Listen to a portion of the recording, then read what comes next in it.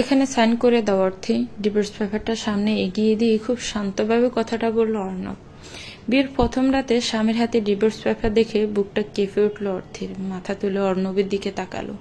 করুণ চোখে ড্যাব ড্যাব করে তাকিয়ে আছে সে। বিয়ের প্রথম রাতে ডিভোর্স পেপারে সাইন করার ভাগ্যটা বোধ হয় তার কপালেই লেখা ছিল।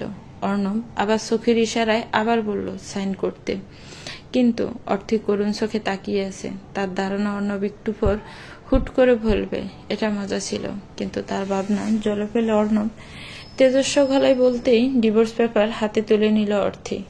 হাতটা কাঁপছে খুব, কাঁপা হাতে সাইন করে দিল চুপচাপ। অর্ণব কাগজটা হাতে তুলে নিল। তার মুখের কোণে একটা হাসি ফুটে উঠল।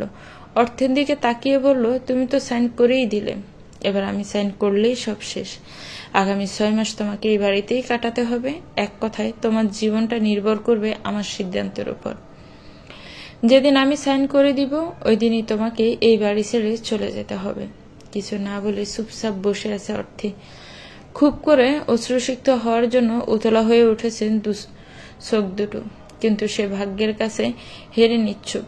তার ভাগ্যটা এত নিষ্ঠুর কেন তা ছোট থেকেই বারবার নিজেকে প্রশ্ন করে সে। অপরূপ সৌন্দর্যের অধিকারী অর্থী, তার চোখ দুটো যেন স্পষ্ট মায়াজাল। যে কেউ বন্দী হতে পারে এই চোখের দৃষ্টিতে। অনেক ছেলে তাকে একবার দেখে ঘায়েল হয়েছে, একবার দেখেই বিয়ে করার স্বপ্ন দেখেছে অনেক ছেলে। তেমন করে অর্ণব, মাথায় বুদ্ধিও প্রচুর, সৌন্দর্য, বুদ্ধি, মেধা, চরিত্রবান, ধার্মিক, কোনো দিক কম নয় সে। সব গুণেই আছে তার, তবে একটা গুণের অভাব আছে তার, তা হলো সে কথা বলতে পারে না। যার কারণে তাকে একবার দেখে পছন্দ করা মানুষগুলো এই সত্যতা জানার পর পিছু হেঁটে দূরে সরে যেত। খুব কষ্ট হতো অর্থের। মাঝে মাঝে আড়ালে বসে কেঁদে কেঁদে মনে মনে আল্লাহকে প্রশ্ন করত, কেন তাকে এই গুণটা থেকে বঞ্চিত করেছে আল্লাহ। সবসময় স্বপ্ন দেখত তার লাইফে এমন একজন মানুষ আসবে যে তাকে বুঝবে। সুদর্শন হতে হবে না, ভালো মনের একটা মানুষ হলেই হবে। তাকে বুঝবে এমন একটা মানুষ, চিরকুটে দিয়ে কথা বলবে তার সাথে, মনের কথা, গোপন কথা চিরকুটের শব্দে প্রকাশ করবে তার ভালোবাসার কথাবার্তা। অনেকক্ষণ ধরে অর্ণবের ফোনটা বেজে চলেছে। ফ্রেশ হতে ওয়াশরুমে ঢুকেছে অর্ণব। অর্থে এখনো ওই রকম করেই বসে আছে। বারবার বেজে ওঠা অর্ণবের ফোন নিয়ে কোনো মাথা ব্যথা নেই তার, কিন্তু কে এমন মানুষ যে আজ বাসর রাতে একের পর এক ফোন করে যাচ্ছে। জানার ইচ্ছে হলেও ফোনের দিকে তাকালো না অর্থী। যদি অর্ণব রেগে যায়, একটু পর টাওয়াল দিয়ে হাত মুছে মুখে বেরিয়ে আসে অর্ণব। খাটের এক পাশে ফোনটা বাজতে দেখে এগিয়ে গিয়ে ফোনটা তুলে নিল সে। দেখে তার গার্লফ্রেন্ড ঈশিতার ফোন। কান্নার ইমোজি দিয়ে বড়া মেসেঞ্জার। ফোন রিসিভ করে ব্যালকনিতে চলে গেল অর্ণব। ফোনের ওপাশ থেকে বেশ আসছে ঈশিতার কান্নার শব্দ। তুমি এমনটা কেন করলে অর্ণব? আমার ভালোবাসে কি কমতি ছিল? তুমি যখন যা চেয়েছো, যেভাবে চেয়েছো সেভাবেই পেয়েছো। তোমার ভালোবাসা প্রমাণের জন্য সব করেছি আমি। তুমিও তো আমার মাথায় হাত রেখে বলেছিলে আমার কখনো ছাড়বে না। তাহলে কেন এমন করলো অর্ণব? আমি তোমাকে সত্যিই খুব ভালোবাসি অর্ণব। ঈশিতাকে কি বলবে তা বুঝতে পারছে না অর্ণব। যে একটা ঘোরের মাঝে অর্থীকে বিয়ে করেছে সে, অর্থের মায়াজালে আটকে গিয়েছিল সে, তা কিভাবে ঈশিতাকে বুঝাবে? অর্ণবকে চুপ থাকতে দেখে কান্নার বেগ জড়িয়ে দেয় ঈশিতা। কাঁদতে কাঁদতে বলো, চুপ করে আছো কেন অর্ণব? কিছু বলো, আমার নিঃশ্বাস বন্ধ হয়ে আসছে। পাগল হয়ে যাব আমি তোমাকে না ফেলে, মরে যাব আমি। একটা দীর্ঘশ্বাস ছাড়ল অর্ণব। শান্তভাবে বলল, তোমাকে আমি সব বলবো ঈশিতা, প্লিজ ভুল বুঝো না। ভুল বোঝার আর কি বাকি রেখেছো তুমি? কিভাবে পারলে আমায় এত স্বপ্ন দেখিয়ে অন্য একটা মেয়েকে বিয়ে করতে? প্লিজ ঈশিতা, মাথা ঠান্ডা করো। আমি তোমায় সব বুঝিয়ে বলবো। আমি তোমার থেকে হারিয়ে যাইনি, আছি আমি। আর কিছু না বলে শুধু কাঁদছে ঈশিতা। ফোন রেখে রুমে আসলো অর্ণব। তার চোখে পড়লো অদ্ভুত সুন্দর একটা মায়াবী পরী। বউ সেজে বসে আছে তার খাটের উপর। ইচ্ছে করছে এই মায়া পরীকে নিয়ে সারা জীবন একসাথে কাটিয়ে দিতে। সৃষ্টিকর্তা যেন সব সৌন্দর্য তার মাঝে ঢেলে দিয়েছে, কিন্তু তাকে নিয়ে চলবে কিভাবে সে? কিভাবে পরিচিত মানুষদের সামনে দাঁড়িয়ে পরিচয় করিয়ে দিবেন যে এটা আমার স্ত্রী? পরিচিত মানুষগুলোই যখন প্রশ্ন করবে তখন তো কোনো উত্তর দিতে পারবে না সে, কারণ তার সেই শক্তিটা নেই। সারা রাত কি এভাবেই বসে কাটিয়ে দিবে, নাকি দয়া করে আমায় একটু ঘুমাতে দিবে? অর্ণবের কথায় খাটের এক পাশে সরে আসলো অর্থীর বিপরীত দিকে ঘুরে শুয়ে পড়ে অর্ণব। অর্থি চুপচাপ তাকিয়ে আছে তার দিকে। অর্ণব কিভাবে পটপট করে কথা শুনিয়ে শুয়ে পড়ল। সেও যদি এভাবে কথা বলতে পারত তাহলে হয়তো তার ভাগ্যটা অন্যরকম হতো। তার বাবা মা তাকে নিয়ে এত ভাবতে হতো না, আশেপাশের মানুষের মুখে শুনতে হতো না এই মেয়েকে বিয়ে দিবে কিভাবে। এই ঘরে আসার পরও অনেকে হাসাহাসি মুখে নতুন বউ দেখতে এসে গোমরা মুখে চলে গেছে, কারণ নতুন বউ তাদের কোনো কথারই উত্তর দেয়নি। এরপর একে একে সবাই চলে গেল। কারণ মুখে বলতে শুনেছে অর্ণব ভাই এমন রোবটকে কিভাবে বিয়ে করলো, বউ নাকি কথা বলতে পারে না। এটা কোনো কথা? এসব শুনে একটুও মন খারাপ হয়নি তার, কারণ এসব কথা শুনতে শুনতে সে ছোটবেলা থেকে অভ্যস্ত। চুপচাপ বসেছিল তার বিয়ে করার স্বামীর জন্য। তার বিশ্বাস ছিল এই মানুষটা তাকে একটু হলেও বুঝবে।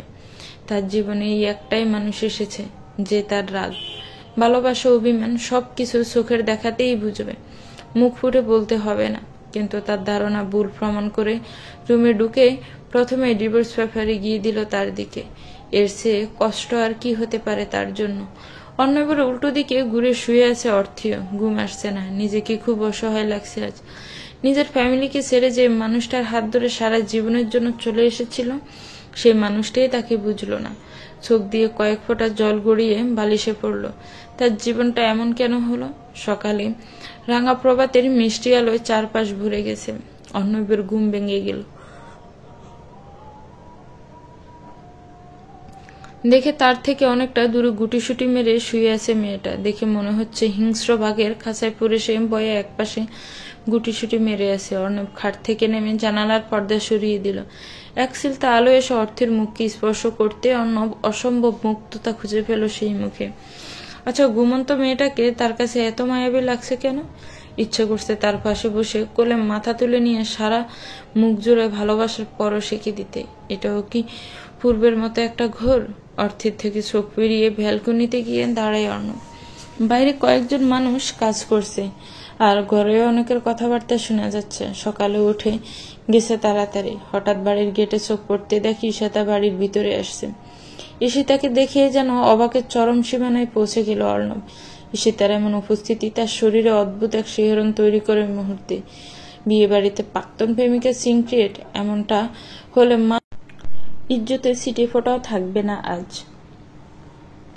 যেভাবেই হোক ঈশিতাকে আপাতত কিছু একটা বুঝিয়ে হলেও এখান থেকে সরাতে হবে। আর এক মুহূর্তে দেরি না করে নিচে যাওয়ার জন্য পা বাড়ায় অর্ণব। দরজার কাছ অব্দি আসতে খেয়াল হয় পরনে একটা শর্ট প্যান্ট। নিচে অনেক মানুষ চলাচল করছে। এদের সামনে দিয়ে অন্তত শর্ট প্যান্ট পরে তো আর যাওয়া যায় না। মুখ দিয়ে মুহূর্তেই একটা বিরক্তিকর শব্দ উচ্চারিত হয়। পবারটা মনে হয় এই জন্যই তৈরি হয়েছিল, যেখানে ভাগের বয়স সেখানেই সন্ধ্যা হয়। অর্ণব দ্রুত একটা ট্রাউজার পরে দৌড়ে নিচে চলে গেল। এদিকে ঘুম ভেঙে গেল অর্থের। মিঠি মিঠি চোখে তাকাতেই দেখা অর্ণব পাশে নেই।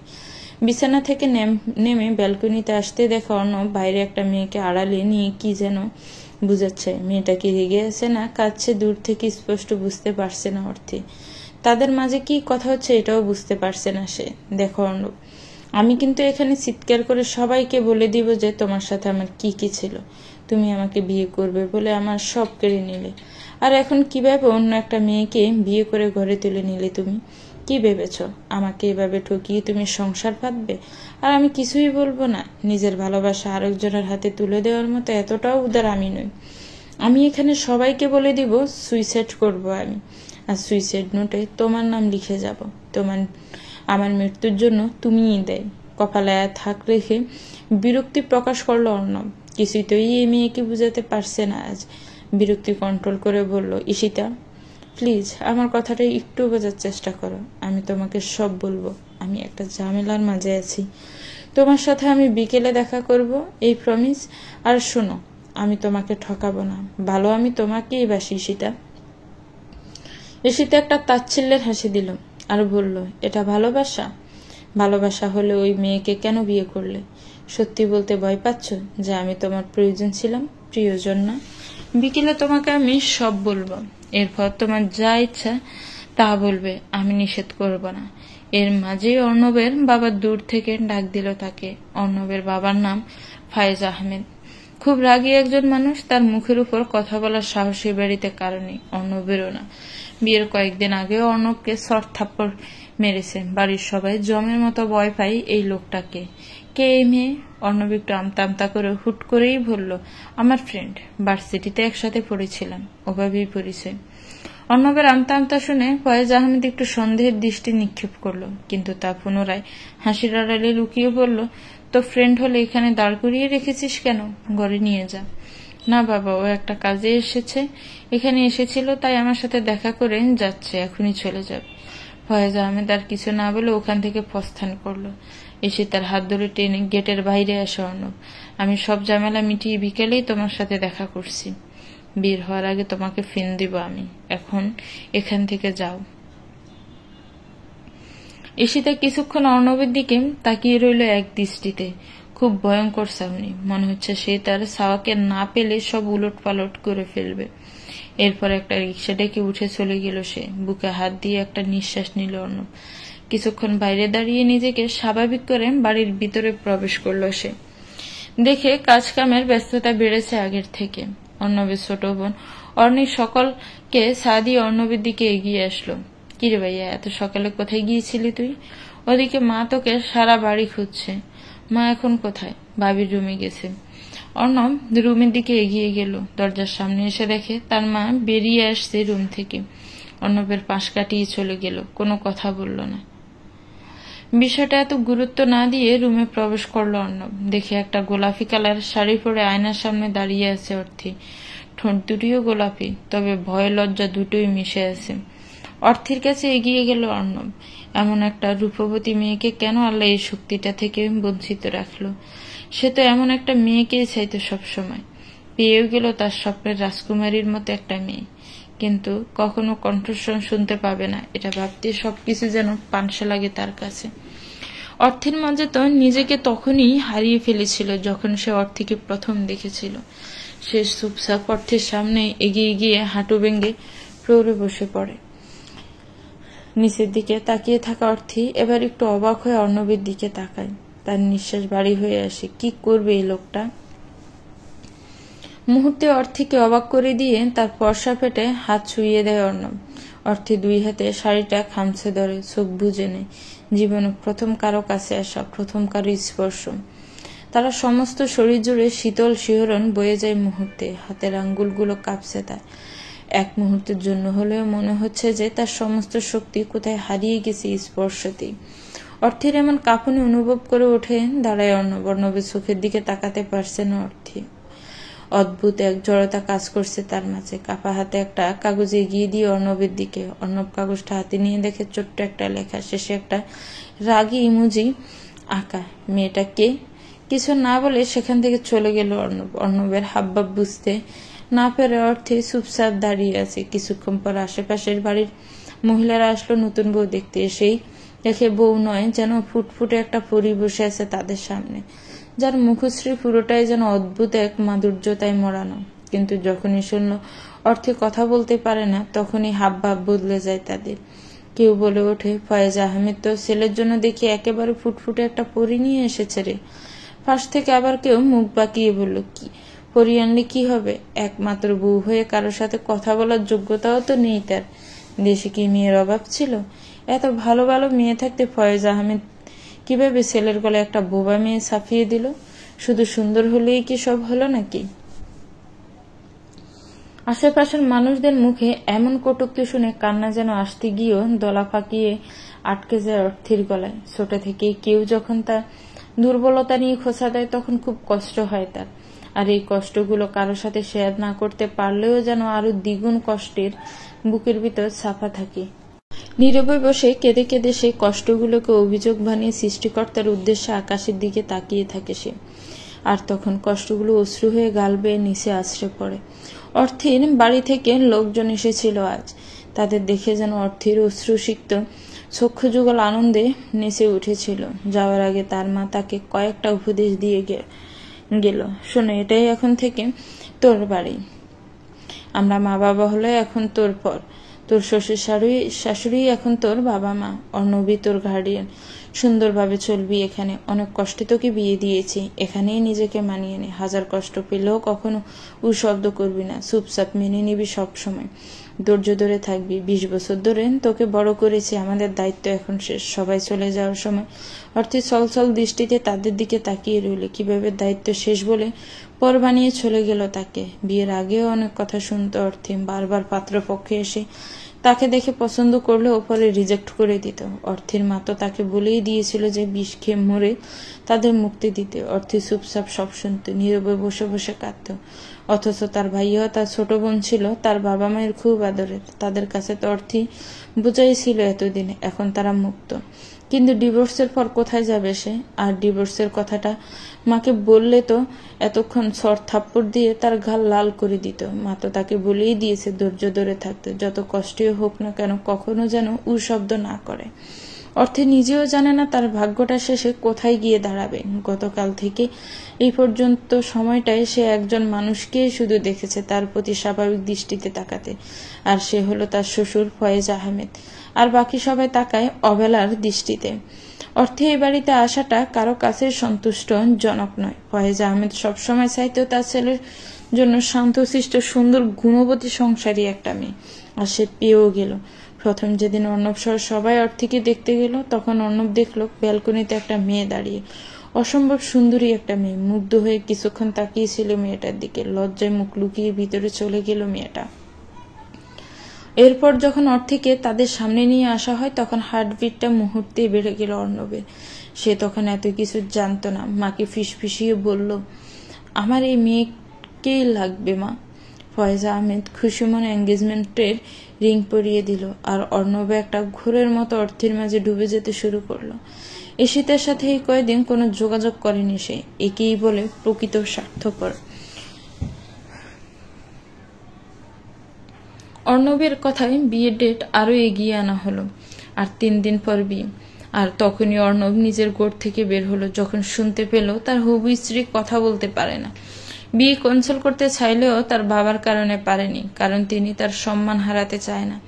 আর বিয়ে সব ঠিকঠাক হয়েছে অর্ণবের কথাতে, তাই বাধ্য হয়ে বিয়েটা করতে হলো তাকে। কিন্তু এর মাঝেই এই কয়েকদিনে নতুন প্ল্যান তৈরি করে ফেলে অর্ণব। এরপর হাসি মুখে বিয়ে করে সে।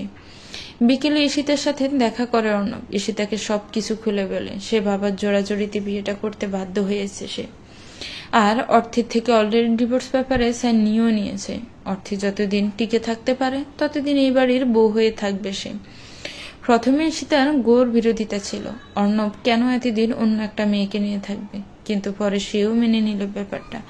অর্ণব যখন বলল খুব তাড়াতাড়ি অর্থকে ডিভোর্স দিয়ে ঈশিতাকে বিয়ে করবে সে, আর মাঝখানে এই সময়টায় অর্থের সাথে সে এমন কিছু করবে না যে অর্থের সহ্যের ভাত ভেঙে নিজে থেকে অর্ণবের থেকে চলে যাবে। আর অর্থের ডিভোর্স পেপারে সাইনটা সবাইকে দেখিয়ে বলবে অর্থটাকে ডিভোর্স পেপার দিয়ে বাড়ি থেকে চলে গেছে। এরপর তাদের ডিভোর্স হওয়ার পর যখন অর্ণবের দ্বিতীয় বিয়ের কথা চলবে, তখন ঈশিতাকে বউ বানিয়ে ঘরে তুলে আনবে সে। প্ল্যানটা ভালো লাগলো ঈশিতার, তাই সে না চাইতে অর্ণবকে সময় দিল কিছুদিন। এরপর কেটে গেল 2 দিন। বাবার বাড়ি থেকে এই 2 দিনে কোনো খোঁজ খবর নিল না কেউ। তবুও মন খারাপ হলো না অর্থের, কারণ তাদের মাথার বোঝা কমছে। খোঁজ না নিলেও পারে, তারা তো দিব্যি ভালো আছে। ফজরের নামাজ পড়ে কিচেনে চলে যায় সে। সবার জন্য নাস্তা বানাতে হবে, সারাদিনের রান্নাও বাড়াও সে করে। খারাপ লাগে না, ভালোই লাগে তার। সময়টা কেটে যায় সুন্দরভাবে।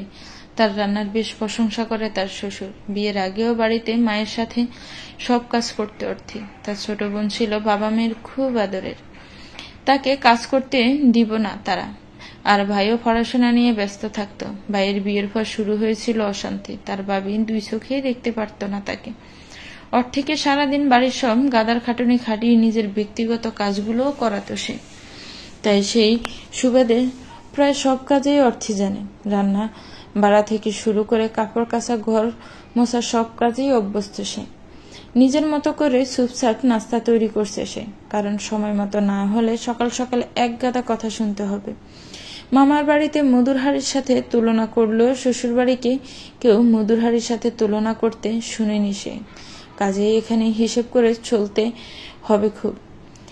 সেদিন যখন বউভাত শেষ করে সবাই চলে গেল, সেদিন সন্ধ্যায় তার শাশুড়ি এসে বলল, আগামীকাল থেকে সকাল সকাল উঠে সবার জন্য নাস্তা তৈরি করতে হবে।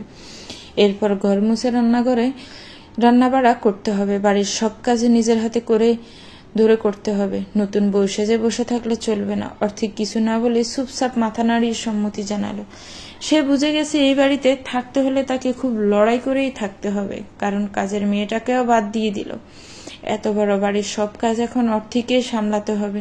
হাতে গরম তেল ছিটকে পড়তেই ভাবনা থেকে বেরিয়ে লাফিয়ে ওঠে অর্থি। হাতের অংশটা লালে গিয়ে ঠান্ডা করার চেষ্টা করে। এরপর পুনরায় নিজের কাজে মন দিল সে। আজ ছুটির দিন, তবুও সকাল সকাল বেরিয়ে গেল অর্ণব। সকলকে নাস্তা দেওয়ার শেষে সারা বাড়ি গোছগাছ করছে সে। এই বাড়ির কেউ তার সাথে তেমন একটা কথা বলে না প্রয়োজন ছাড়া। মা মাঝে মাঝে আসে কাজের পরামর্শ দিতে। অর্ণবের ছোট বোন অনি 2 দিন এসেছিল তার কাছে, আর আড্ডা দিতে পারত না দেখে বিরক্ত বোধ করতো সেও। এখন আর আসে না। কলেজ থেকে আসার পর ফোন নিয়ে পড়ে থাকে। অর্থি যখন একা থাকে, বোরিং ফিল করে, তখন নিরিবিলি এক জায়গায় বসে নিজের ইচ্ছেগুলো ডায়েরিতে লিপিবদ্ধ করে রাখে। নানান ইচ্ছে জাগে তারও। ছোটবেলা থেকেই লিখতে লিখতে হাতের লেখার চমৎকার সুন্দরতা। বিকেলে ব্যালকনিতে বসে আছে অর্থি। বাইরে হালকা বাতাসে গাছের পাতাগুলো দোল খাচ্ছে। সূর্যটাও সাদা থেকে হলদে হয়ে এখন কমলা রঙের রূপ নিচ্ছে। ঠোঁটে মুচকি হাসি রেখে বাইরে তাকিয়ে আছে সে। মনে জেগে উঠছে তার ইচ্ছেগুলো। এমন একটা বিকেল চাই প্রিয় মানুষটার কাছে, যে বিকেলে একে অপরের হাত ধরে নীরব রাস্তায় হেঁটে বেড়াবো। বাতাসে আমার চুল এলোমেলো করে দিয়ে যাবে, আর তা খুব যত্ন করে কানের পাশে গুঁজে দিবে সে। একটা রিক্সা নিয়ে সারা বিকেল ঘুরবো তার হাতে হাত রেখে। রাস্তার পাশে দাঁড়িয়ে ফুচকা নিব, আর সে তা নিজ হাতে একটা একটা করে তুলে পরম ভালোবাসা নিয়ে খাইয়ে দিবে আমায়। এরপর আর একটু সামনে এগিয়ে 2 জন মিলে একটা আইসক্রিম ভাগ করে খাবো। শুনেছি এই ছোট্ট ছোট্ট কাজগুলোতেও ভালোবাসার জন্ম হয়। সে একটা বেলি ফুলের মালা নিয়ে আমার চুলে পরিয়ে দিবে। একসাথে নৌকায় করে ঘুরবো আমরা। কুলকুল পানির শব্দে ভেসে আসবে কানে। সেই পানিতে আলতা লাগানো পা দুটো ডুবিয়ে রাখবো আমি। পানি দিয়ে খেলা করব, বাচ্চা মতো মেতে উঠবো। সে কিছু বলবে না, আমার বাচ্চামো দেখে হাসবে। আবার তার মুখে পানি ছিটিয়ে মারতে তার হাসি মুখে রেগে ফায়ার হয়ে যাবে। তখনই আমি হেসে দিব। আসার সময় কাছে ছুরির বায়না করবে, এরপর সে ছুরি নিয়ে আমার হাতে পরিয়ে দিবে। তখন প্রায় সন্ধ্যা হয়ে যাবে।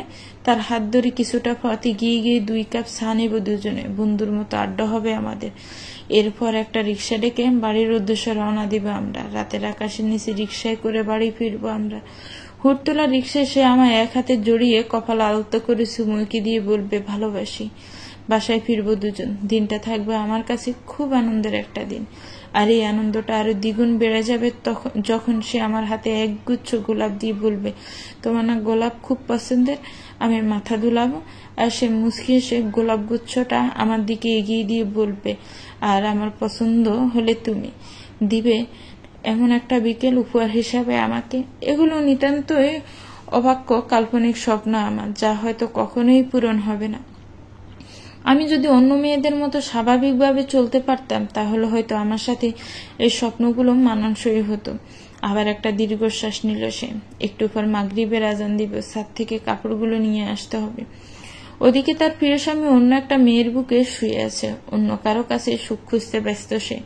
অর্ণব একটা পাতলা চাদরের নিচে ঈশিতাকে জড়িয়ে শুয়ে আছে। এদিকে অর্থী তাকে নিয়ে হাজারো স্বপ্ন বুনতে ব্যস্ত। আজ সারাদিন ঈশিতাকে সময় দিল অর্ণব। দিন শেষে এখন পাতলা চাদরের নিচে একে অপরের সাথে মিশে আছে এক হয়ে। বুকের উপর শুয়ে থাকা অবস্থায় অর্ণবের চুল হাত দিয়ে বিলি কাটছে ঈশিতা। অর্ণবের গাল ভর্তি কয়েকটা চুমু দিয়ে বলল, ওই মেয়েটাকে কবে বের করবে বাসা থেকে? সব যেন দিন দিন অসহ্য লাগছে আমার কাছে। অর্ণব চোখ বুজে শুয়ে আছে। ঈশিতার কথার কোনো ভাবান্তর নেই তার মাঝে। অর্ণবের এমন নীরবতা দেখে রাগ হলো ঈশিতা। অর্ণবের বুক থেকে মাথা তুলে বলল, কি হলো? চুপ করে আছো কেন? তুমি কি সত্যি ওই মেয়েটাকে বাসা থেকে বের করে আমায় বিয়ে করবে, নাকি এসব মিথ্যা আশ্বাস দিয়ে আমায় আবারও ব্যবহার করছো? অর্ণব এবার কলারে চামড়া ভাঁজ করে ঈশিতার দিকে তাকালো। অর্ণবের দৃষ্টি অন্যদিকে চোখ ফিরিয়ে নিল ঈশিতা। শান্তভাবে অর্ণব বলল, তোমার কি মনে হয়? ঈশিতার সোজা উত্তর, আমার কি মনে হয় আমি জানি না, আমি শুধু জানি আমি তোমাকে চাই, আর তুমি যত তাড়াতাড়ি সম্ভব এসব ঝামেলা সরাও, আমার কিচ্ছু ভালো লাগছে না। একটা ছোট্ট নিঃশ্বাস ফেলল অর্ণব। আরো কিছুদিন যাক, হুটহাট কোনো কাজ করা ঠিক না, ঠান্ডা মাথায় করাই ভালো। আর যদি মেয়েটা না যায় আর সবাইকে যদি বলে দেয় এসব তোমার জন্যই হচ্ছে, তখন ও এটা করবে না, আর করার সুযোগও পাবে না, আর করলেও তা তখন বোঝা যাবে। হুট করে উঠে বসে ঈশিতা। ঈশিতার এমন কাণ্ড অবাক হলো অর্ণব। কিছু বোঝার চেষ্টা করতে ঈশিতার দিকে তাকিয়ে রইল। হুট করে ঈশিতা বলল, মেরে দেব? অর্ণব একটু অবাক হয়ে বলল, মানে? অর্থিকে? তুমি কি পাগল? লাভ কি হবে? শেষে তো জেলেই পড়ে থাকতে হবে, কেউ জানলে তো জেলে যাব, তাই না? দেখো ঈশিতা, আমি কিছুই বুঝছি না, তোমার মাথায় কি চিন্তা ঘুরপাক খাচ্ছে?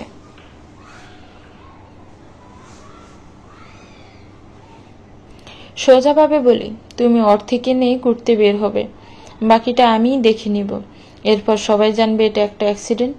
অর্ণবের কাছে এতক্ষণ এগুলো ঈশিতার পাগলামি মনে হলো, এবার সিরিয়াস ভাব নিয়ে বলল, তুমি কি পাগল হলে ঈশিতা? তুমি যেমন একটা মেয়ে আর সেও তো একটা মেয়ে, তাই বলে তোমার জন্য আমি আরেকটা মেয়ে জীবন নিয়ে নিব? তার মানে আমি আর ওই মেয়ে তোমার কাছে দুজনেই এক? আমার কোনো গুরুত্ব নেই তোমার কাছে? আর বলো ভালোবাসা?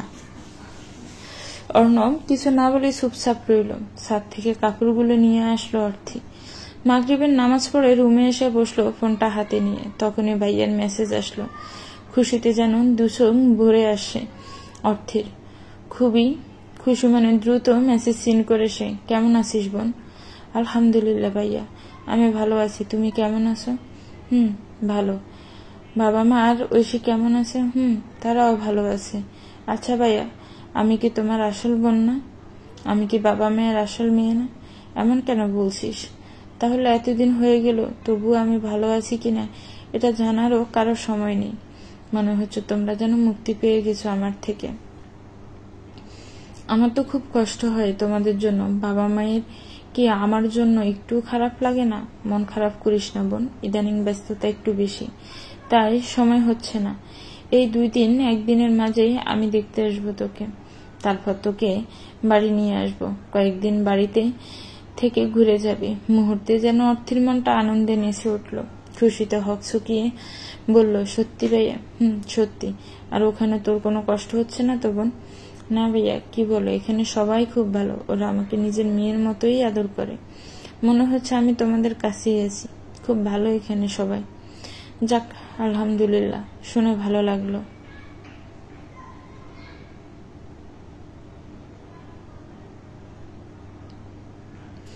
এর মাঝে দরজার সামনে তার শাশুড়ি এসে বলল, নবাবজাদির মতো যে এখানে বসে আছো, রাতের খাবার কি আমাদের কপালে জুটবে? নবাবজাদির মতো ফোন গুতালে রাতের খাবার রান্না করবে কে? কথা বলারও তো শক্তি নেই, সারাদিন ফোন নিয়ে করোটা কি শুনি? এটা তোমার বাবার বাড়ি নয় যে পায়ের উপর পা তুলে খাবে। আর প্রতিদিন সন্ধ্যায় যে চা বানিয়ে দেওয়ার কথা বলেছিলাম তা কি ভুলে গেছো? ফোন রেখে দ্রুত এসে কাজে হাত লাগাও। শাশুড়ি একগাদা কথা শুনিয়ে চলে গেল সেখান থেকে। সারাদিন কাজ করে এখন মাত্র একটু ভাইয়ার সাথে কথা বলার জন্য ফোন টিপছিলাম, আর বলছে সারাদিন ফোন নিয়ে থাকি। একটা নিঃশ্বাস ছেড়ে ভাইয়াকে আবার মেসেজ দিল, আচ্ছা ভাইয়া, এখন আসি, পরে কথা বলবো, মা ডাকছে আমাকে। বলেছি না, ওরা আমাকে নিজের মেয়ের মতো ভাবে। একটু চোখের আড়াল হলেই ওরা খুঁজে তাদের কাছে ডেকে নিয়ে যায় আমাকে। এখানে সবাই খুব ভালোবাসে আমাকে খুব। রাত তখন 11টা, সবাই খেয়ে ঘুমিয়ে গেছে, আর অর্থী ব্যালকনিতে দাঁড়িয়ে আছে চুপচাপ। পরিবেশটা কত সুন্দর। একটু একটু করে নিস্তব্ধ হয়ে যাচ্ছে রাতটা। সবাই ঘুমের দেশে পাড়ি জমাচ্ছে। রাতটাকে একা করে। তার একটা স্বপ্ন ছিল, এমন নির্জন রাতে প্রিয় মানুষটার কাঁধে মাথা রেখে একসাথে ছাদে বসে খোলা আকাশের দিকে তাকিয়ে নিশ্চুপ হয়ে তার কথা শুনবে। কিছুক্ষণ ধরে অর্থের দিকে চেয়ে আছে অর্ণব। অর্থের পশ্চাৎক চিকন ঠোঁট, মায়াবী চোখ যেন মুহূর্তে মুগ্ধ করে ফেলল তাকে। অর্থের মাথা থেকে পা পর্যন্ত সে একটা ঘোরের মাঝে চলে গেল। সে মনে হচ্ছে পৃথিবীর সবচেয়ে সুন্দর ও মায়াবতী মেয়েটা তার সামনে দাঁড়িয়ে আছে। হুট করে এসেই কেউ একজন অর্থীকে পিছন থেকে জড়িয়ে ধরতে কেঁপে ওঠে অর্থী। কানের পাশে ঠোঁট ছোঁয়াতে সারা শরীর অবশ হয়ে যায় তার। পেছন ফিরে তাকানোর আগে তাকে কোলে তুলে নেয় অর্ণব। কিছু বলার শক্তিও যেন পাচ্ছে না অর্থী। অর্ণবের দিকে সে এটাও বোঝা যাচ্ছে না অর্ণবকে তাকে ধীরে ধীরে ভালোবাসতে শুরু করেছে, নাকি গভীর রাত হওয়ার তার পুরুষত্ব জেগে উঠেছে। অর্থী চাইলেও অর্ণবকে কিছু বলতে পারছে না নিজেকে ছাড়িয়ে নিতে। যাই হোক, স্বামী তো এই প্রথম তাকে এতটা কাছে টেনে নিল সে। সকালে ঘুম ভাঙতে অর্ণবকে পাশে দেখে অবাক হয় অর্থী। হুট করে মনে পড়ে কাল রাতে ঘটে যাওয়া ঘটনাটা। মুহূর্তের লজ্জায় সারা শরীর গুটিয়ে আসে তার। উঠতে গেলে অনুভব করে মাথাটা প্রচুর দূরে আছে। ঘড়ির দিকে তাকিয়ে দেখে 6টা পার হয়ে গেছে। ফজরের আজ নামাজও আদায় হলো না আজ। আবার এখন নাস্তা না বানালে এক গাদা কথা শুনতে হবে। আর কিছু না ভেবে চুপচাপ একটা কাপড় নিয়ে ওয়াশরুমে চলে গেল। ফ্রেশ হয়ে সবার জন্য নাস্তা তৈরি করতে হবে। আজ দিনটা কেমন অন্যরকম মনে হচ্ছে। কারণটা হয়তো অর্ণব, তবে আজ অন্য একটা বিষয় খুব মনে পড়ছে তার। পান্তর কথা যেন আজ খুব করে মনে হচ্ছে সে জানে না, তবে বুঝতে পারছি আজ পান্তকে মনে পড়ছে খুব। ছেলেটা কত পাগলামি করছিল তার জন্য, কতভাবে তার ভালোবাসা প্রকাশ করেছিল। অর্থীও চাইলেও তাকে কিছু বলতে পারেনি, কারণ অর্থী মনে করতো তার ফ্যামিলি তার জন্য যে সিদ্ধান্ত নেবে সেটাই তার জন্য ভালো হবে। আজ সন্ধ্যায় বাসায় ফিরে আসে অর্ণব। এত তাড়াতাড়ি বাসায় ফিরে আসার কারণটা বুঝতে পারেনি অর্থী। হয়তো আজ কাজের চাপ একটু কম ছিল। অর্ণব এসে অর্থীর সামনে দাঁড়ালো। অর্থীর 2 গালে হাত রেখে বলল, রাতের শহরটা দেখবে? বের হবে আমার সাথে? অর্থীর চোখ দুটো আনন্দে নেচে উঠল। সে জটপট মাথা জাকালো, যার মানে সে যাবে। অর্ণব একটু হেসে বলল, আচ্ছা, দ্রুত রেডি হয়ে নাও। অর্থে খুশি মনে রেডি হতে চলে গেল। তবে আজ অর্ণবের ভালোবাসার মাত্রায় একটু বেশিই মনে হচ্ছে তার কাছে। অতি জিনিসটা বলতেই ভয়ঙ্কর হয়। হয়তো অর্ণবের ক্ষেত্রেও তাই। হয়তো হুট করে আজ তার এত ভালোবাসার পেছনেও কোনো কারণ আছে। তবে তা জানার বিন্দু মাত্র ইচ্ছে নেই অর্থীর। তার মন জুড়ে আর একটাই কথা বলছে, যে কতদিন পর অর্ণব আমার সাথে স্বাভাবিক আচরণ করছে। মায়া থেকেই তো ভালোবাসার জন্ম। হোক না শুরু একটু একটু করে। অর্ণবের সাথে বের হলো সে। আজ খুব খুশি। অর্ণব ড্রাইভিং করছে, আর পাশে বসে আছে সে। চুলগুলো হালকা উড়ছে তার। তবে এই সন্ধ্যার পর অর্ণব তাকে কোথায় নিয়ে যাচ্ছে সেটা তার অজানা। তবে স্বামীর সাথে জাহান্নামে যেতেও রাজি সে। এরপর একটা বড় বাড়ির সামনে এসে গাড়ি থামল। অর্থী বাইরের দিকে তাকিয়ে দেখে বাড়িটা খুব ঝাঁকঝমকপূর্ণভাবে সাজানো। ভেতরে অনেক মানুষের কোলাহল শোনা যাচ্ছে। দেখেই মনে হচ্ছে কোনো অনুষ্ঠান হচ্ছে, বা পার্টি। এত কিছুর মাঝে অর্ণব তাকে স্ত্রীর পরিচয় এখানে নিয়ে আসবে তা ভাবতেই অবাক হচ্ছে অর্থী। গেটের সামনে আসতেই 2টা ছেলে এসে রিসিভ করল তাদের। ভেতরে ঢুকে চারদিকে তাকাচ্ছে সে। কত বড় আয়োজন! এর আগে কখনো এমনটা দেখেনি অর্থী। কারণ এরকম কোনো অনুষ্ঠানে তাকে কখনো নিয়ে যায়নি তার বাবা মা। মান সম্মানের ভয়ে অর্থীকে ঘরে রেখে যেত সবাই। প্রথম খুব কান্না পেলেও পরে সব মেনে নিতে শিখে যায় অর্থী। আজও সব মনে পড়তেই চোখে জল আসে তার। তার ফ্যামিলি তাকে কোথাও নিয়ে যেতে লজ্জা পেত, কিন্তু অর্ণব লজ্জা পাচ্ছে না। ঠিকই তার স্ত্রী পরিচয় নিয়ে এলো। মানুষটাকে যতটা খারাপ ভেবেছিল ততটাও নয়। সত্যিই ভালোবাসা তৈরি হতে সময় লাগে। আজ নাকি অর্ণবের অফিসের কোন কর্মকর্তার ফার্স্ট বিবাহ বার্ষিকী। তাই এই পার্টির আয়োজন। অনেকে এসেই অর্ণবের সাথে হাত মিলিয়ে মতো বিনিময় করছে। চারপাশে চোখ বুলাতেই চারপাশের মানুষগুলো দেখে রাগ হলো অর্থীর। তাকে দেখে অনেকেই হাসাহাসি করছে। কারণটা হয়তো তার ড্রেস আপ। পার্টিতে সব মেয়েরাই এসেছো ছোট ছোট কাপড় পরে, যেখানে তাদের শরীরের অনেক অংশই দেখা যাচ্ছে। আর এদের মাঝে অর্থীই একমাত্র ব্যক্তি যে এসেছে বোরকা হিজাব পরে। হাতেও কালো রঙের মোজা পরা। এসব পরে পার্টিতে আসায় অনেকেই তার দিকে চেয়ে হাসাহাসি করছে। বিষয়টা খুব খারাপ লাগছে তার। অর্ণবের পাশে হাঁটছে সে চুপচাপ। কয়েকজন তার সাথে কথা বলতে চাইলে অর্ণব তা মানিয়ে নিচ্ছে। যে অর্থী ঠান্ডা লেগেছিল তাই গলা ব্যথা। আবার কেউ অর্থীর সাথে হাত মিলাতে আসলেও অর্থী সরে অর্ণবের পেছনে গিয়ে দাঁড়াচ্ছে। কারণ পরপুরুষের সংস্পর্শে আসা ঠিক না এই ভেবে।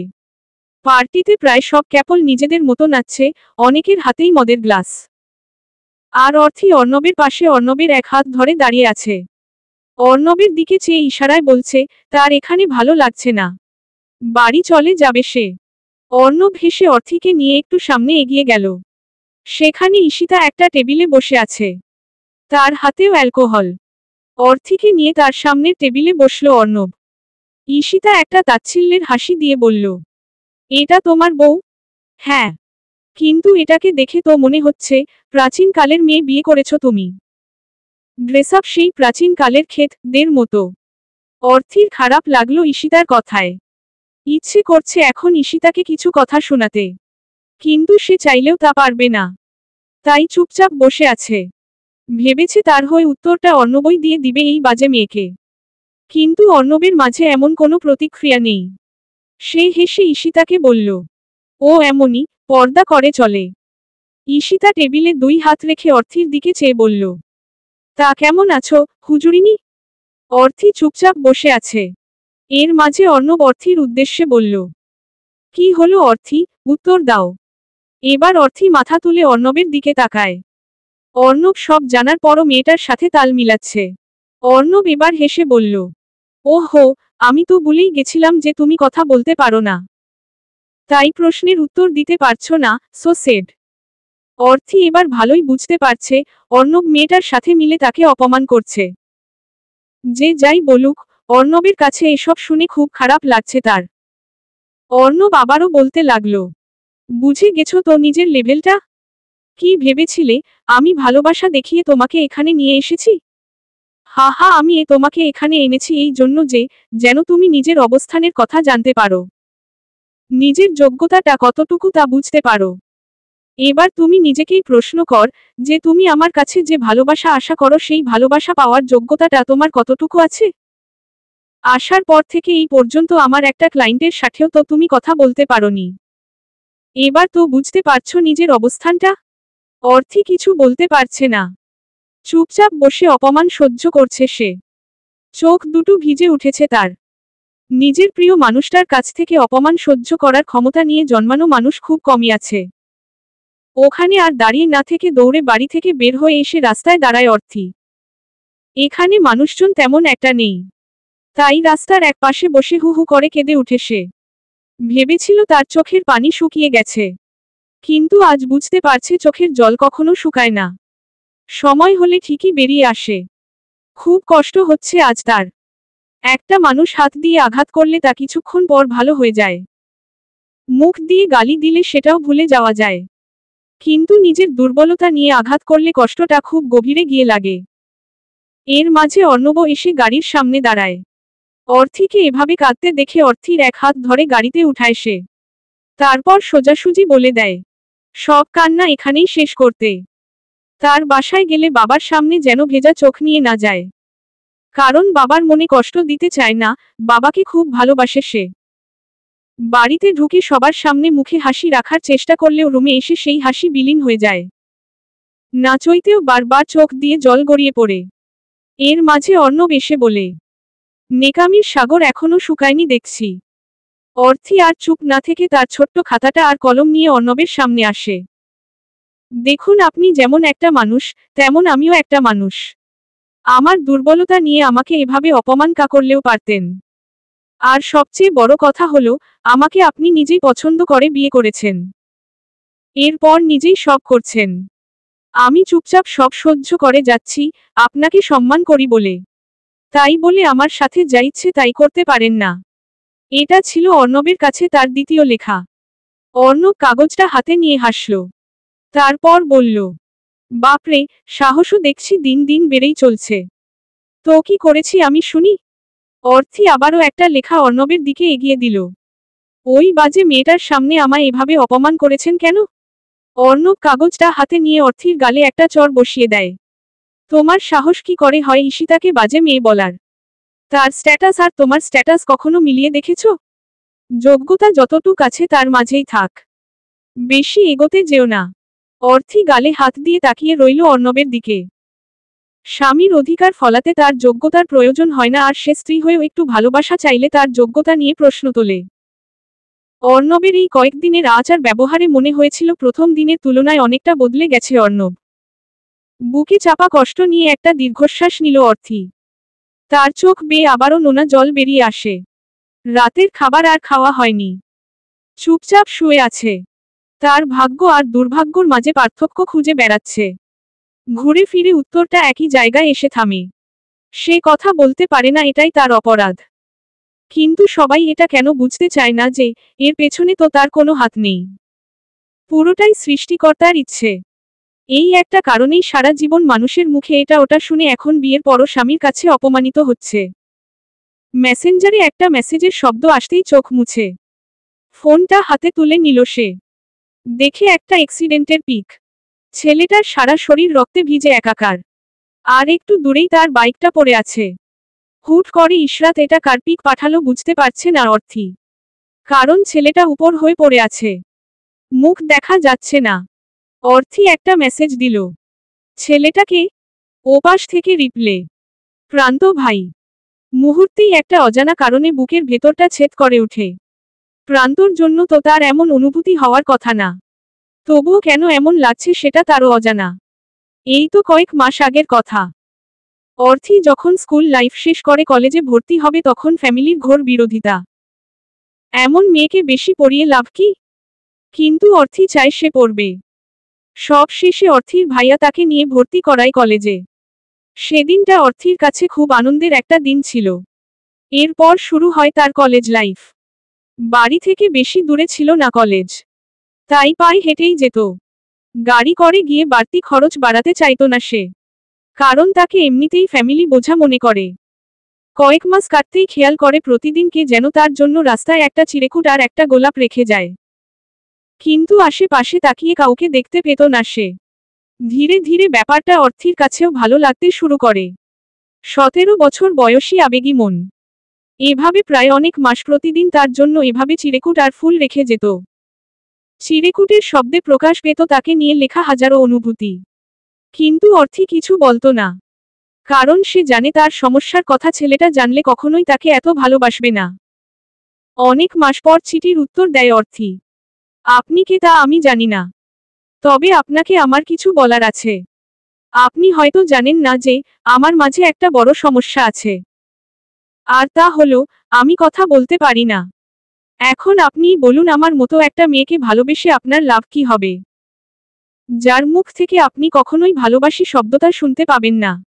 সেদিন কাগজটা রেখে সেখান থেকে চলে গেল অর্থি। ভেবেছিল আজ থেকে আর কোনো চিড়েকুট আর ফুল রাস্তায় কেউ তার জন্য রেখে যাবে না।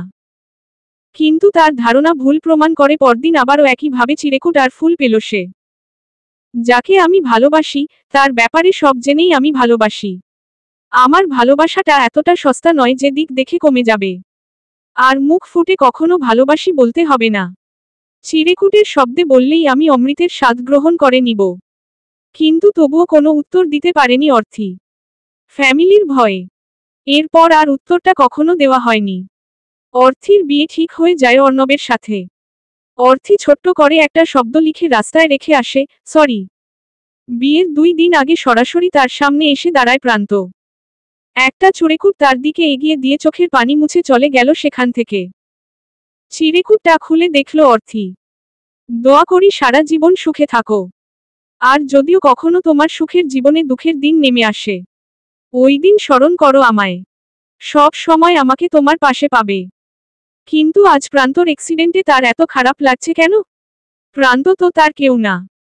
অর্ণব তখনই বাসা থেকে বেরিয়ে গেল, এখনো ফিরে আসার খবর নেই। না জানি কোথায় গেছে। যতই খারাপ হোক স্বামীর জন্য মায়া তো হবেই।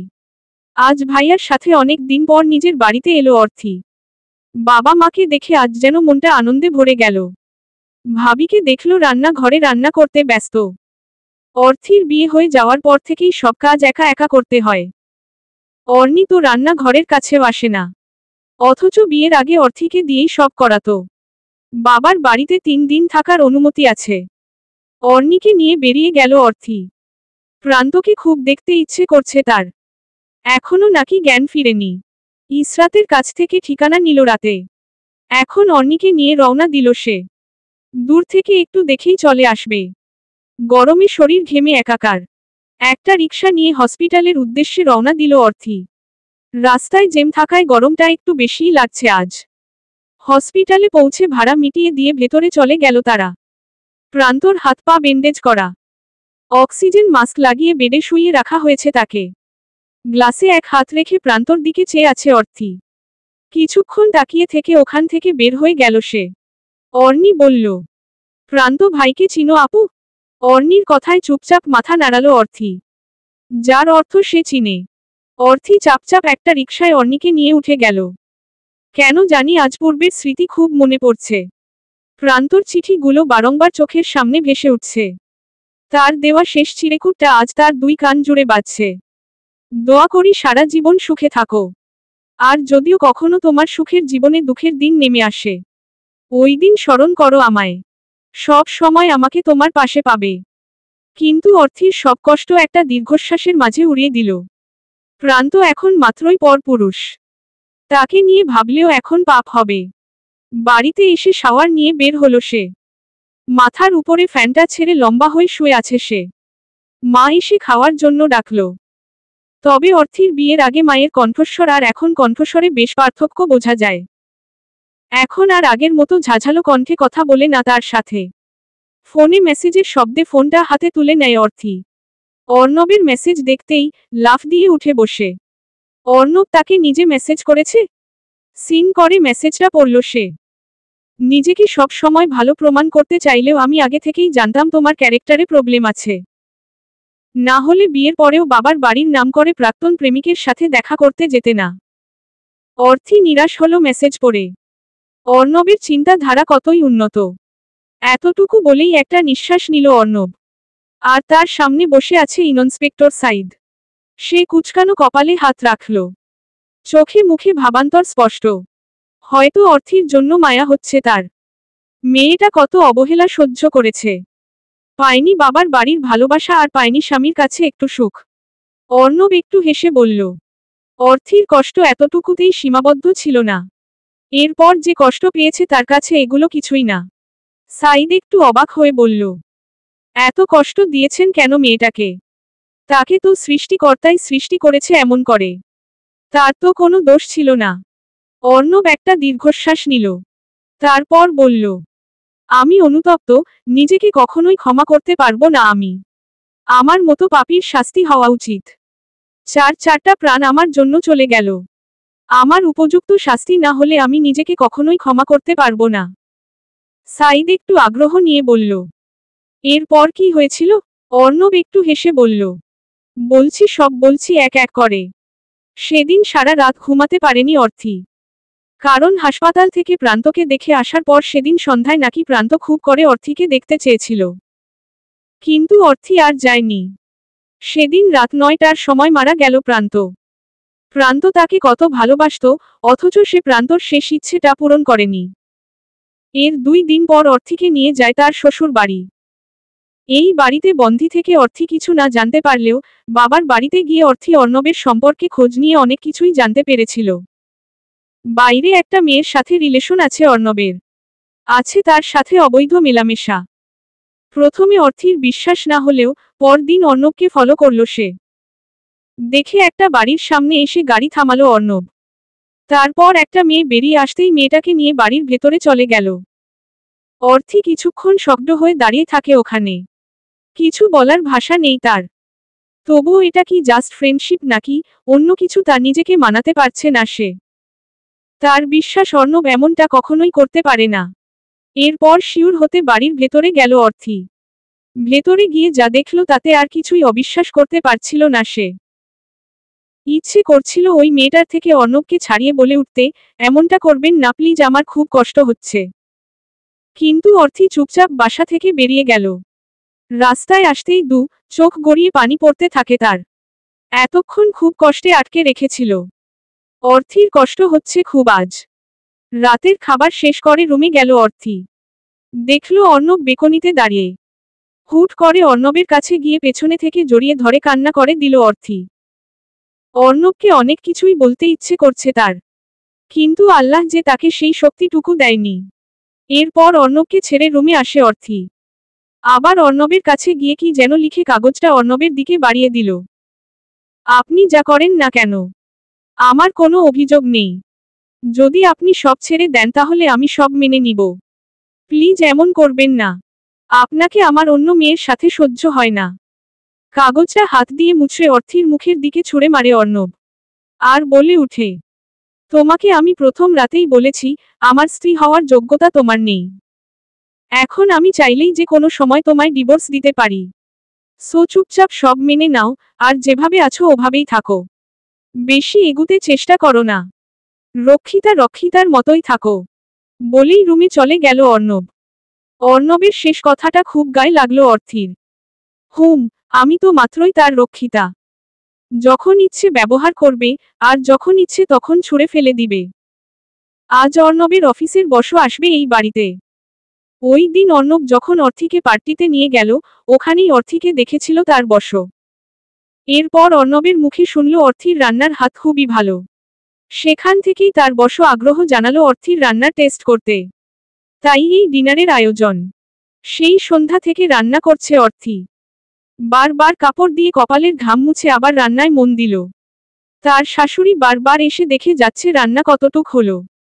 অর্ণব তো সেই সন্ধ্যা থেকে অস্থির, তার বস নিজে থেকেই তার বাড়িতে আসছে। বাইরে গাড়ির হর্ন কানে আসতেই অর্ণব দরজা খুলে বাইরে যায়। দেখল তার বস চলে এসেছে। সে তাকে গিয়ে এগিয়ে এনে বাড়ির সবার সাথে পরিচিত করে দেয়। অর্থি তখন ক্লান্তি নিয়ে ওয়াশরুমে চলে গেল ফ্রেশ হতে। শাশুড়ির ডাকে তাড়াতাড়ি ফ্রেশ হয়ে ওয়াশরুম থেকে বের হয় সে। একটা নীল রঙের শাড়ি পরে নিল। তারপর তাড়াহুড়া করে কিচেনে চলে যায়। একে একে খাবার এনে টেবিলে সাজিয়ে দিতে শুরু করল সে। যদিও সে পর পুরুষের সামনে যায় না, তবুও অর্ণবের কথায় সব করছে সে। অর্ণবের বস ফরহাদ চৌধুরী সেই দিন পার্টিতে অর্থিকে প্রথম দেখেছিল। কিন্তু সেদিন বোরকা হিজাব পরায় পুরোপুরি দেখেনি তাকে। আজ এখানে অর্থিকে দেখে এক দৃষ্টিতে তাকিয়ে রইল। তার দৃষ্টিতে বোঝাই যাচ্ছে, শাড়ি পরিহিত এই চমৎকার নারীর রূপে মুগ্ধ সে। চোখই ফেরাচ্ছে না। তার এমন অদ্ভুত দৃষ্টি চোখে পড়ল অর্থির। ধীরে ধীরে তারও অস্বস্তি লাগতে শুরু করল। তবুও কিছু বলতে পারছে না সে। চুপচাপ সেখান থেকে চলে গেল। খাবার শেষেও প্রায় 1 ঘন্টা এই বাড়িতে বসেছিল ফরহাদ চৌধুরী। ওর সাথে কথা বলছে, কিন্তু তার লক্ষ্য অর্থিকে দেখা। তার চোখে যেন এত সুন্দরী রমণী আর ধরা পড়েনি। অর্ণবকে বলল, সে সারা বাড়ি ঘুরে দেখতে চায়। অর্ণবও খুশি মনে এক এক করে সারা বাড়ি দেখাচ্ছে তাকে। অর্ণবের রুমে ঢুকেই অর্থির দিকে এক দৃষ্টিতে তাকিয়ে থাকে সে। অর্থি বসা থেকে উঠে চুপচাপ এক পাশে দাঁড়িয়ে রইল। ফরহাদ চৌধুরীর চোখ যেন অর্থির সারা শরীর জুড়ে বিচরণ করছে। অর্থি না পারছে কিছু বলতে, আর না পারছে সইতে। যাওয়ার সময় ফরহাদ চৌধুরী অর্ণবকে ডেকে বাইরে নিয়ে যায়। একটা ডিল করবে। তার জন্য খুব গুরুত্বপূর্ণ একটা ডিল। আপনার স্ত্রীকে আমার ভালো লেগেছে অর্ণব সাহেব। অর্ণব হুটহাট এমন কথা শুনে মাথা তুলে তাকালো।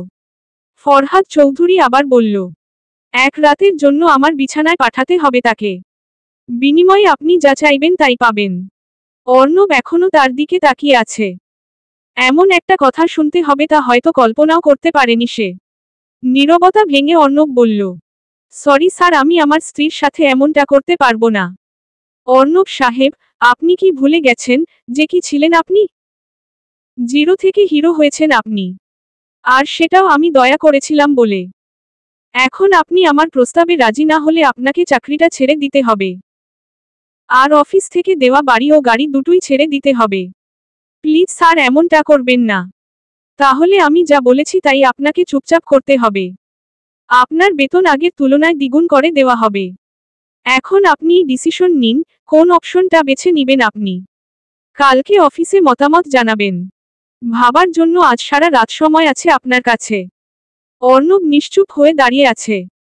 হয়তো ভাবছে, এমন চান্স 2 বার আসবে না। আর অর্থিকে তো সে এমনিতেই ডিভোর্স দিয়ে দিবে। তাহলে নিজের সফলতার মাঝে টোক হিসেবে ব্যবহার করতে প্রবলেম কি? অর্ণব অর্থির কাছে গিয়ে বলল, সরি অর্থি, ওই দিনের কাজের জন্য আমি লজ্জিত। আমার এমনটা করা মোটেও উচিত হয়নি। বাইরে ঝুম বৃষ্টি হচ্ছিল তখন। অর্থি চুপচাপ দাঁড়িয়ে আছে বেকনিতে। হাত বাড়িয়ে বৃষ্টিকে ছুঁয়ে দিচ্ছে সে। অর্ণব আবারও বলল, বৃষ্টি তোমার খুব পছন্দ অর্থি? অর্থি মাথা নাড়িয়ে হ্যাঁ সূচক সম্মতি জানালো। অর্থি কিছু না বলে রুমে চলে গেল। হাত মুছে একটা কাগজে কি যেন লিখল। আর তা অর্ণবের দিকে এগিয়ে দিল। আমার না ছোট ছোট অনেক স্বপ্ন আছে। আর তার মাঝে একটা হলো প্রিয় মানুষটার সাথে বৃষ্টিতে ভেজা। ভিজবেন আমাকে নিয়ে? অর্ণব চুপচাপ অর্থিকে কোলে তুলে নিয়ে ছাদে চলে গেল। আজ যত ইচ্ছে ভিজবে সে। ছাদে পা রাখতেই দুই হাত মেলে দিয়ে বৃষ্টির তালে তালে নাচছে অর্থি। আর অর্ণব এক পাশে দাঁড়িয়ে তাকিয়ে আছে তার দিকে। এতটুকু বলতেই ইন্সপেক্টর সাইদ তাকে থামিয়ে একটা প্রশ্ন করল। মেয়েটা এতই বোকা ছিল? মানে তার সাথে এত কিছু হলেও সে সব চুপচাপ মেনে নিত? অর্ণব একটু হেসে বলল, হুম, ছোটবেলা থেকেই অবহেলা পেতে পেতে হয়তো সব সিচুয়েশন স্বাভাবিকভাবে নিতে শিখে গেছে সে। খুব বোকা ছিল মেয়েটা, অল্পতেই সবাইকে বিশ্বাস করে ফেলত। সাইদ ভ্রু কুঁচকে বলল, আর আপনি তার সুযোগ নিয়েছিলেন? হুম। আচ্ছা, তখন আপনার কাছে এসব ঠিক মনে হলেও এখন বেঠিক মনে হচ্ছে কেন? মানে কেন আপনার মাঝে অনুশোচনা জেগে উঠেছে? এবার অর্ণবের চোখ ভিজে উঠল। ওর কথা এখন খুব মনে পড়ছে আমার। ইচ্ছে করছে আবার আমার কাছে ফিরিয়ে নিয়ে আসি। একবার নয়, 1000 বার সরি বলি তাকে। কিন্তু সেই সুযোগ তো আর নেই। আমি আমার বাচ্চার মুখে বাবার ডাক শুনতে পাইনি।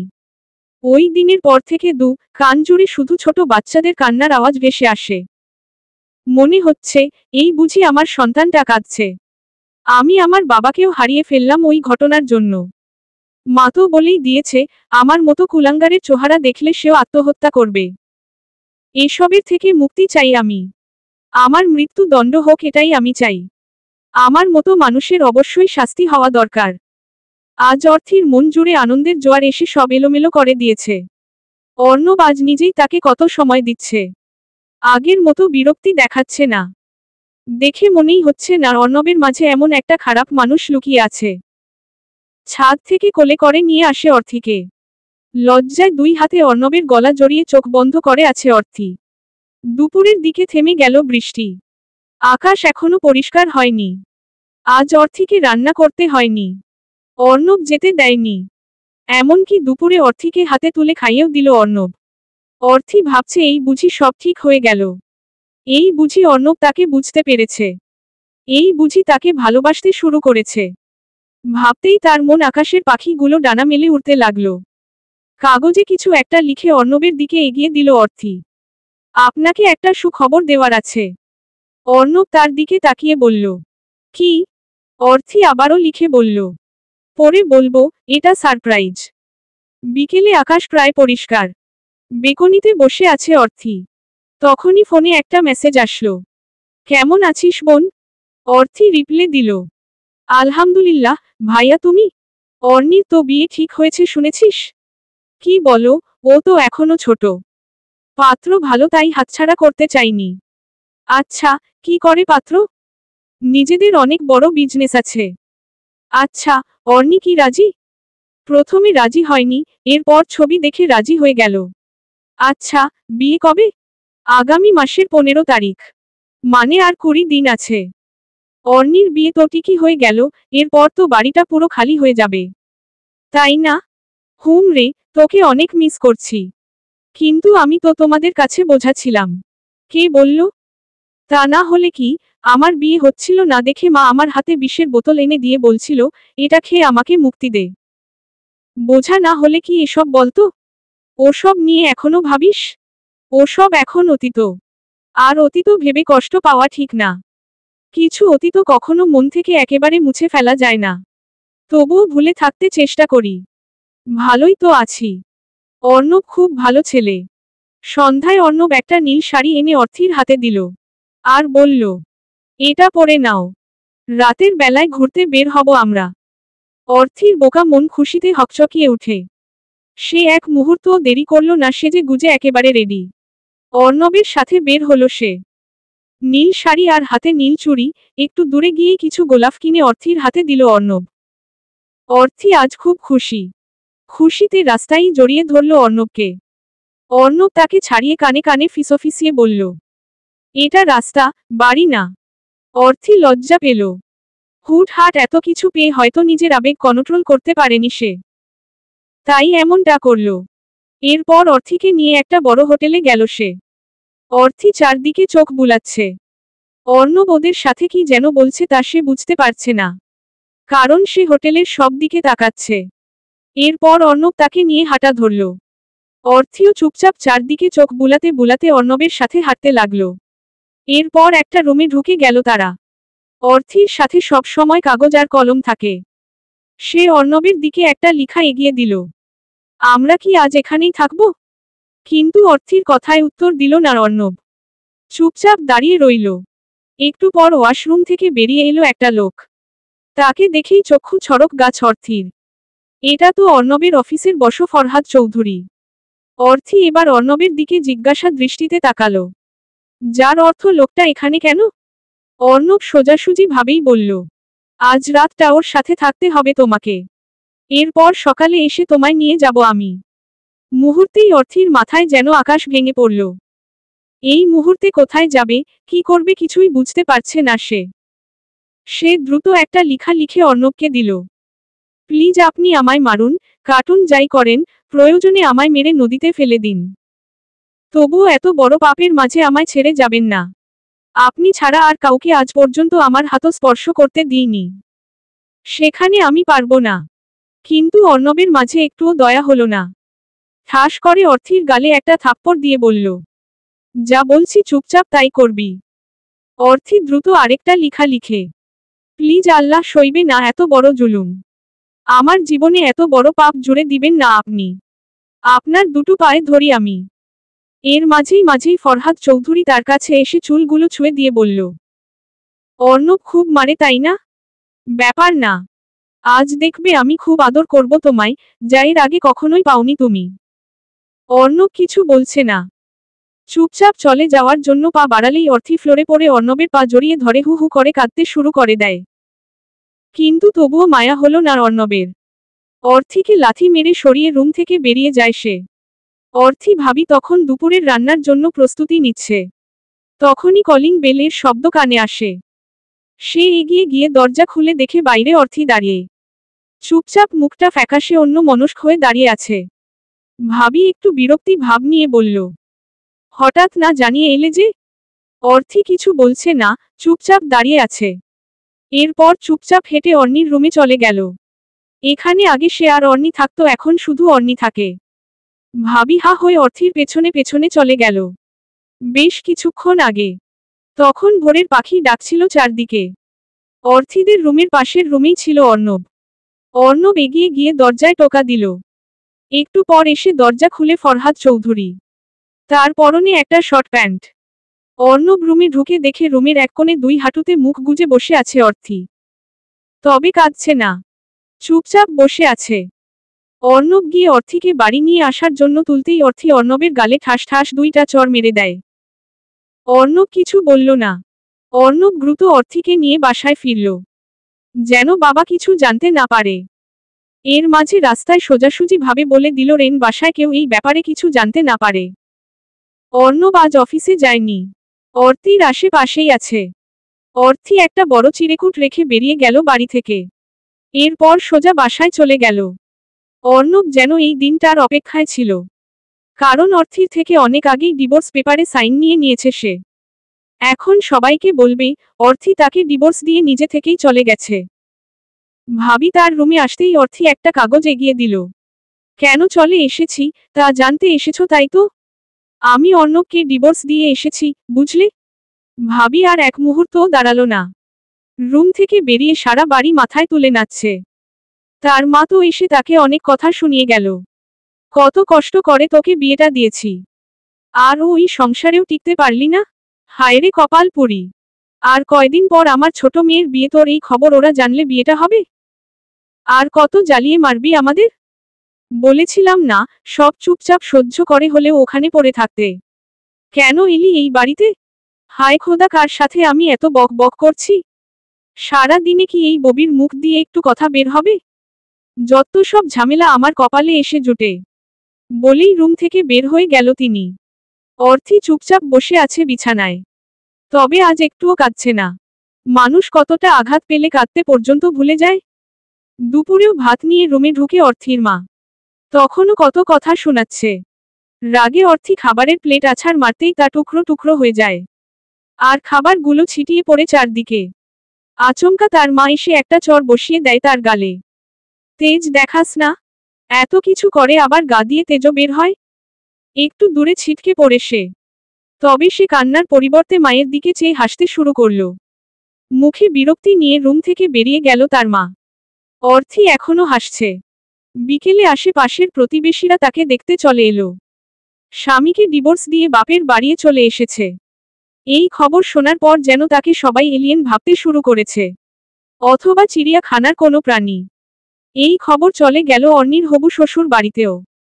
তারা ফোন করে জানিয়ে দিয়েছে এই বাড়ির মেয়েকে তারা কিছুতেই বউ করে নিয়ে যাবে না।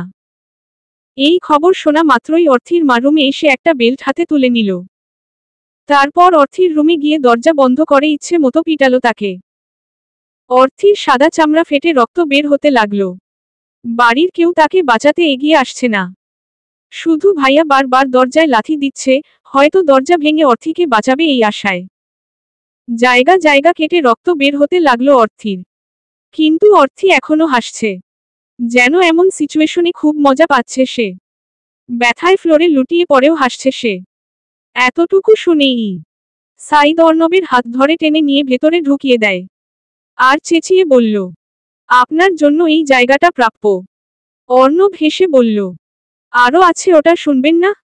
এই সত্যটা আমার বাবাও জেনে গেল। এরপর অর্থি প্রেগনেন্সি রিপোর্ট সে দেখে ফেলেছিল। এরপর সব মিলিয়ে সে হয়তো এটা নিতে না পেরে রাতেই ঘুমের মাঝে হার্ট অ্যাটাক করেছিল। আর প্রান্তকেও আমিই মেরেছিলাম। অর্থির প্রতি তার ভালোবাসা জানতে পেরে কেন জানি তার বাইকটা একটা ট্রাকের ধাক্কায় উড়িয়ে দিয়েছিলাম। সব মিলিয়ে বাবা, প্রান্ত, আমার অনাগত সন্তান, আমার স্ত্রী, 4 জনকে খুন করেছি আমি। কিছু না বলে চেয়ারে বসে বড় বড় শ্বাস নিতে লাগলো সাইদ। তখন গভীর রাত।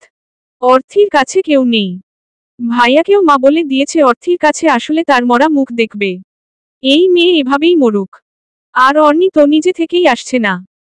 হয়তো খুব ঘৃণা করছে তাকে। ভর দিয়ে উঠে আস্তে আস্তে ওয়াশরুমে চলে যায় অর্থি।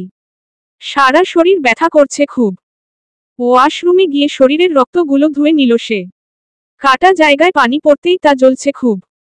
কিন্তু দাঁতে দাঁত চেপে সহ্য করে নিল অর্থি। বেরিয়ে কাপা হাতে একটা লেখা লিখল, আমাকে কখনোই একটু বুঝতে চাওনি তোমরা। সব সময় দূর দূর করেছ। কারণ আমি বোবা, যা তোমাদের সম্মানে লাগে। কিন্তু আমাকে তো সৃষ্টিকর্তাই এমন করে বানিয়েছে, তাই না? সৃষ্টিকর্তা খুব সুন্দর জান্নাত বানিয়ে রেখেছে তার বান্দাদের জন্য।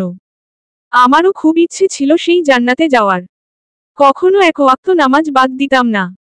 শুনেছি সুইসাইড করা মানুষরা নাকি চির জাহান্নামী। এখন হয়তো বলবে, আমি সব জেনেও কেন সুইসাইড করছি। তার উত্তর আমি দেব না। শুধু এতটুকুই বলতে চাই, আমার জায়গায় তোমরা হলে এতটুকু পর্যন্ত টিকে থাকতে পারতে না। আমি খুব জোর করে নিজের সাথে যুদ্ধ করে এতদিন বেঁচেছিলাম। কিন্তু এখন সেই শক্তিটুকু আর নেই। যাই হোক, আর তোমাদের বোঝা হয়ে থাকবো না। তোমাদের মুক্তি দিয়ে গেলাম। ভালো থেকো তোমরা। আর সুইসাইড নোট হিসেবেও ছোট্ট একটা লেখা রেখে গেল, আমার সুইসাইডের জন্য কেউ দায়ী নয়। এই অভিশপ্ত জীবন নিয়ে আমি আর বাঁচতে চাই না। তাই নিজে থেকেই চলে যাচ্ছি সকল প্রিয়জনকে ছেড়ে।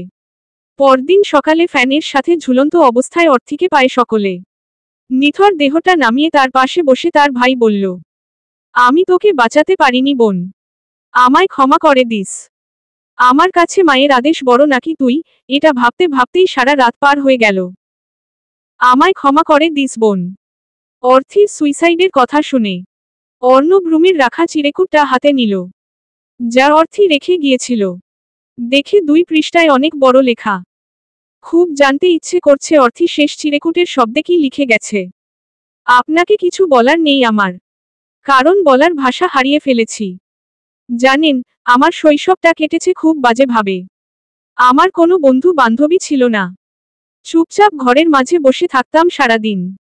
কেউ আমার সাথে কখনো মিশত না। খুব ছোট থেকেই ফ্যামিলি আত্মীয় স্বজনদের মুখে এটা সেটা শুনতে শুনতে বড় হয়েছি। খুব কাঁদতাম আমি।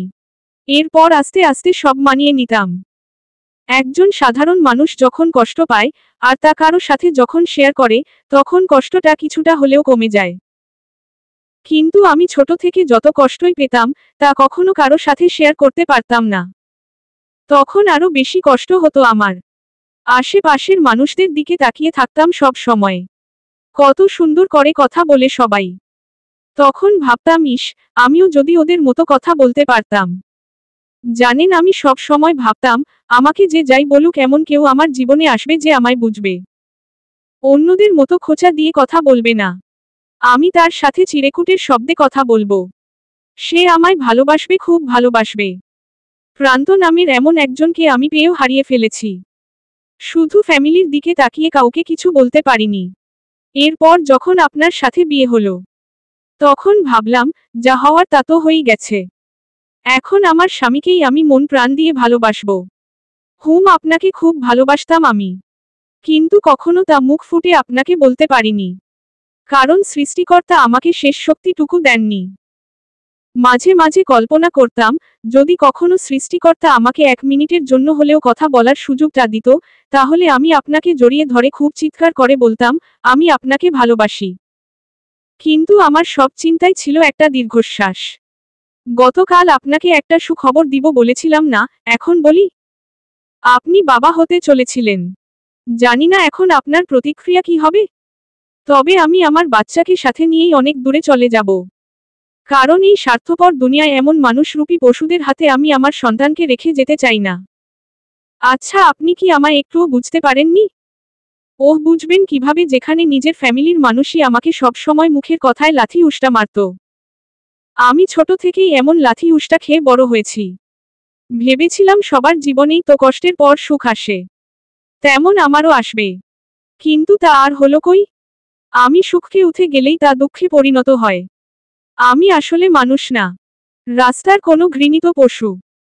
সবার ব্যবহারে নিজেকে তাই মনে হয় আমার। যাই হোক, আপনাকে মুক্তি দিয়ে দিলাম। ঈশিতাকে বিয়ে করে নিবেন কেমন? ওই মেয়েটার সাথে এমন করবেন না। ভালো থাকবেন। আমি নামক পশুটা আর কখনো আপনাদের সামনে দাঁড়াবে না, আর কারো মুখ কালো করার কারণ হবে না। ভালো থাকবেন সকলে। সমাপ্ত। কফসুই হদ্দ।